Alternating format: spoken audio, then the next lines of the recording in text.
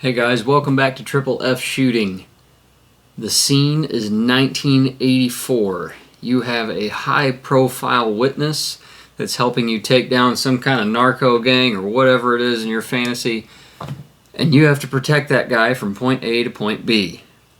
What gun do you pick? If you said a stubby little 870 cut off on both ends, you'd be correct. This is the poor man's version of the U.S. Marshals WitPro or WitSec shotgun that they used to keep sometimes bad, sometimes good individuals, but witnesses safe from point A to point B. Let's check it out. All right, 5 yards. Going for the, you'll see. Alright, not terrible. Going for the noggin.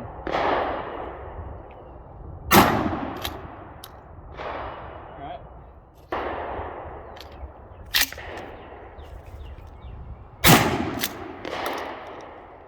Yeehaw!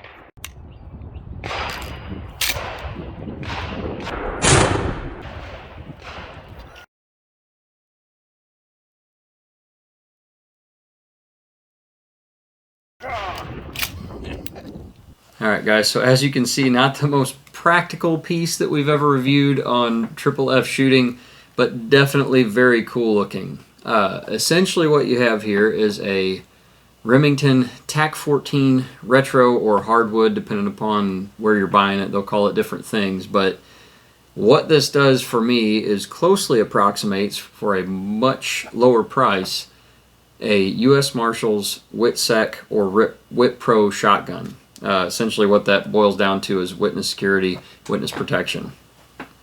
Those guns were made special for the U.S. Marshals. I'll throw the guy's name in here. I can't remember it off the top of my head, but they were produced in small numbers by that individual just for the U.S. Marshals, and then a few other branches I think may have picked up just a few here and there.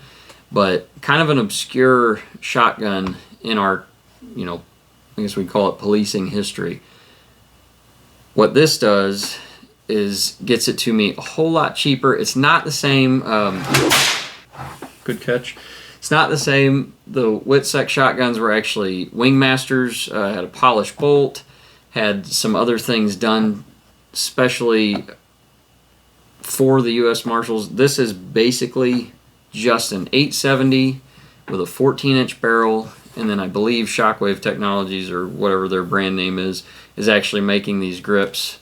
But very cool because it has the old school wood forend from like the 50s or 60s, and the gun just looks awesome. Now, looking awesome is really cool, but it isn't very practical, so we'll get into a little bit of the shooting and why I don't think this is maybe your first choice for a home defense or anything like that, but it does have a few pros to it. So let's get into the shooting first. All right. Here we go.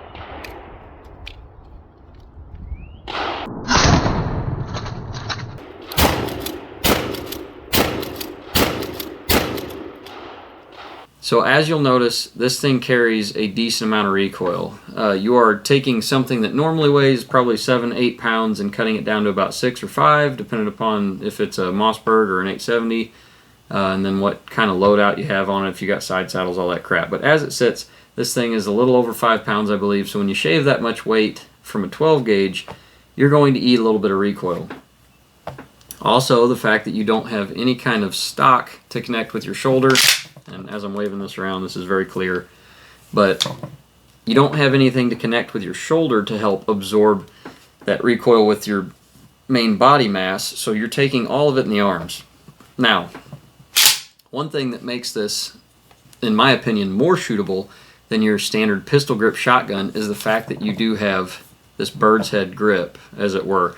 What that does, and again we'll talk about it in kind of the shooting as we go, but it actually transfers the recoil, keeps it out of your wrist, and transfers it to the back side of your arm. If you shoot a whole bunch in one day, you'll actually have kind of a funny little sore spot right around here and wonder why you have that till you think about it. But it does a great job of pushing the recoil into the meat of your arm rather than trying to eat all of it in your wrist if it were in a pistol grip fashion where it's really rocking on that hinge point.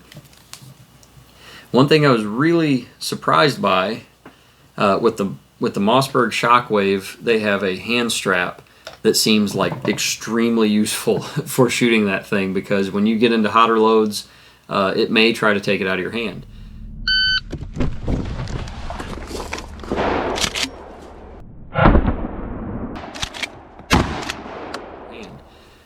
When I got this, I was pretty concerned that this wood forend was just going to jump right out of your hand almost every round, but you can see the, I don't want to call it stippling, but basically the engraving in that forearm that gives it this nice tactile pattern actually grabs the ever-loving crap out of bare skin. Gloves, I don't know how they would do. It might be a little bit slicker depending upon the glove type, but your skin fits into those slots real nice.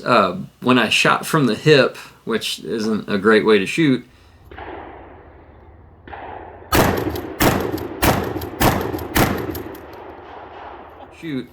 and shot fairly quickly and was running the action hard, came away with those little lines embedded in the skin, and no pain there, but does an excellent job of holding onto your hand. So that was a very nice bonus that I didn't think would be there. I figured this thing was, going to be complete novelty and fly out of your hand all the time.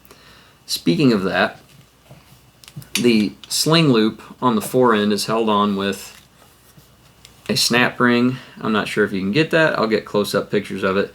But that snap ring keeps this guy in place, but it also doubles as a hand stop, so it keeps me from flying off the grip, which is good when you have a short shotgun. You don't want to blow, These are important and very hard to replace. All that being said, this has a couple of tricks to it when you shoot in order to get as much recoil control out of it as you possibly can. And surprisingly, you can put rounds on target pretty well. Even though I have no stock, I'm sort of having to balance this between both hands and press it out in front of me and still get some kind of sight line without a cheek weld. It is not as fast as a stocked pump action. There is almost no place where this is ever going to do better than that. However, we'll get into that comparison here in a minute.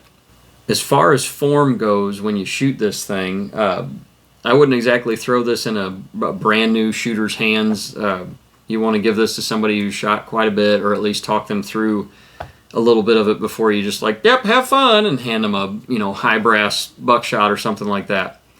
But when shooting this gun, and this isn't like specific knowledge that I have, this is gleaned from lots of other stuff and watching other videos, but a really good way to help control the recoil is to sort of wring the gun out, if you think about stretching it almost. So with my forearm hand, my left hand or non-dominant, I'm going to push in this direction, and with my dominant hand that's on my trigger, I'm going to pull.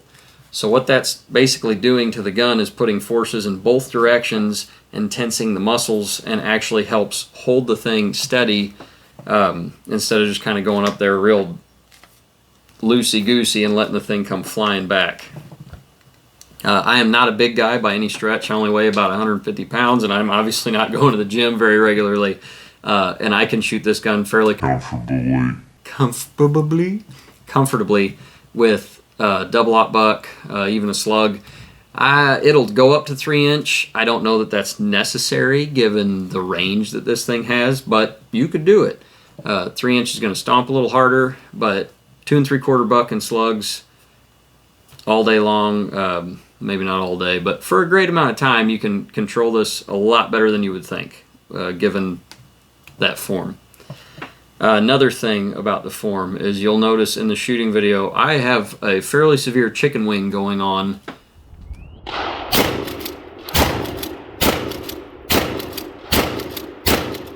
when presenting this up at head height.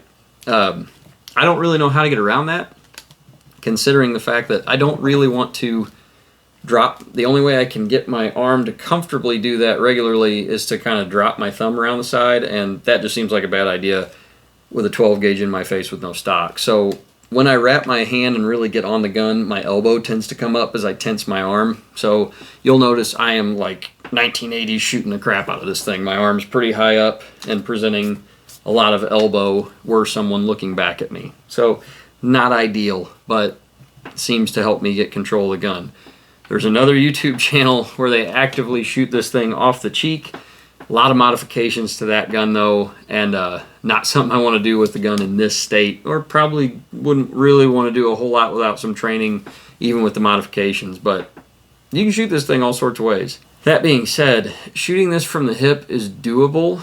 I actually find it to be less useful. I don't present it a whole lot slower from the hip, and now I have no sights. Even if you're not on the bead, looking down the gun is better than, you know, looking over the top of it and relying on your ability to point.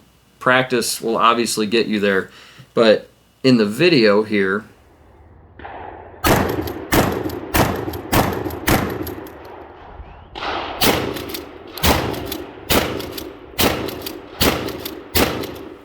I noticed anyway that it actually looks like it's recoiling more, or I am less able to control the recoil from the hip than I am up from the basically a standard presentation of a stock shotgun. I'm not sure why that is. Maybe that's just I'm a little more into it because it's right there in my face and my body's saying, hey, don't let that, you know, bust your teeth out. Or if it's just something to do with being able to lean into the gun a little better from up here than down here at low ready. But I prefer to shoot this thing actually from up high. If you are not that kind of person, they do make Crimson Trace kind of funky looking saddle lasers for it. If that's your gig and you really, really want to press this into some practical service, you can do that. I wouldn't maybe suggest it. So on that note, what's this good for? It's obviously fun. It's very cool looking, but I think the best way to describe what it's good for is to get into why the U.S. Marshals wanted one, because even though shooting was different at that time, they were professionals, very highly trained, and had very dangerous jobs where they needed specific equipment, and they chose something like this. So why'd they do that? For witness security, most of the attacks are going to be very close, confined space kind of thing, so having something short is good. So there's kind of an explanation for the length of the thing, and the WitSec shotguns were actually even shorter, where the barrel stopped right at the nose cap with like a 12.5-inch barrel. This one's a 14. This is not technically a shotgun, it's a firearm. I'm not going to get into the rest of that crap, but they cut the thing down on both ends so that it was nice and compact, because usually it's the most dangerous when you're moving a witness or prisoner or whatever it is. So you need something small to get in and out of vehicles and sort of conceal it. Now, legally, you're not supposed to conceal this thing because it is not technically a shotgun. If you conceal it, that can create problems for you if you are found concealing it. So don't do that.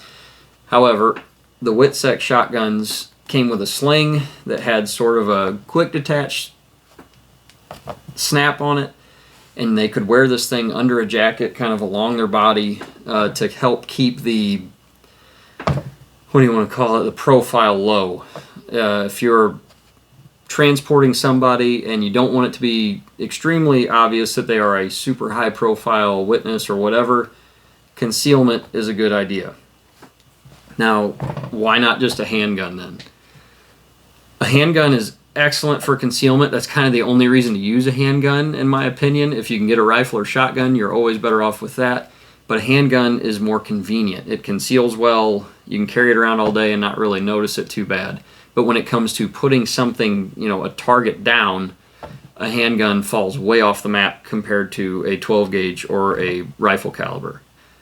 So, if you have an attacker at very close range that potentially is going to do damage to your witness, you need to get that done right now. A handgun can do that, but even if you hit a vital organ and they have 5 or 10 seconds, you know, while they're going out, That's still a lot of time to do potentially just as much damage to your witness. With a shotgun, when you put 9 pellets of double-aught buck, or I can't remember how many pellets are in number 4, I think it's like 27, when you put that many rounds out in one shot and you connect, you are going to do just absolutely disgusting amounts of damage to that individual, and most likely it will be catastrophic for them in the first hit, given that you're somewhere in the torso.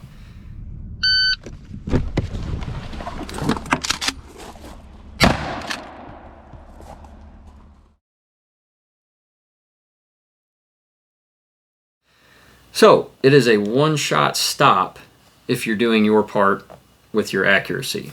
So, in my head, that all makes sense. It's very compact. Your engagements are going to be very close range, 15 yards and in most likely, probably less than that. And you need your target to go down like right now. Kind of makes sense.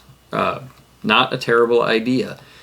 So with that in mind, we're going to try a little bit of a drill. We're going to dive out of the truck at speed with this thing and see how it does.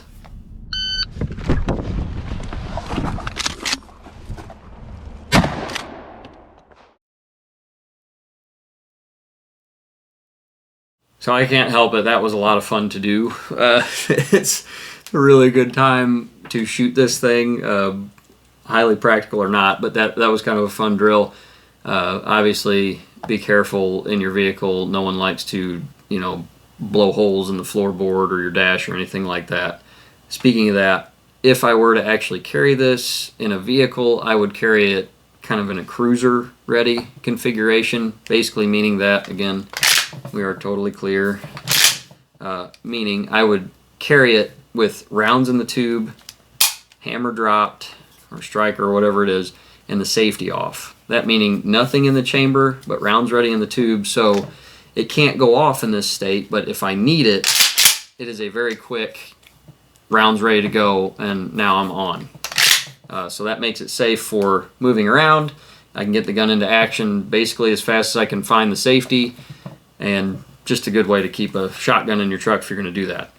All things considered, this is not ever going to be like a highly used piece for me. This is going to be range fun and, the general LARPing of the 80s. You get that nostalgic stuff that's really a good time. However, it does have its uses. There are very few times where you need something this small, because in a truck or a car, there are places this will fit that a full stock shotgun won't, but not a ton. And if you need it, a full stock shotgun's always going to be better off. I have more rounds in this thing. It is far more controllable, and I can feed it more efficiently because I have a point of contact with my shoulder, so I can roll the thing or whatever I got to do, load it left-handed against my shoulder, and make much faster and more effective hits with a stock shotgun than I can with something like this Tac-14.